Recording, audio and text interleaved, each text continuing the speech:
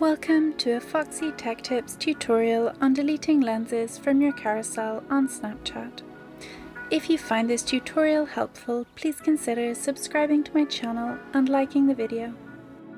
It is only possible to remove community-made lenses.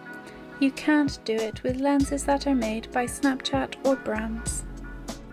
Go to the Snapchat camera screen and tap the smiley face to open the lens carousel. Open the lens you want to remove. Once you are on the lens, tap the I button in the top left.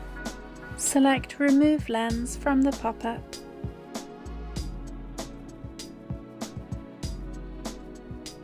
That lens will no longer appear on your lens carousel when creating snaps. And that draws an end to this tutorial. Please like the video if you found it helpful and subscribe to Foxy Tech Tips for more Snapchat tips and tricks.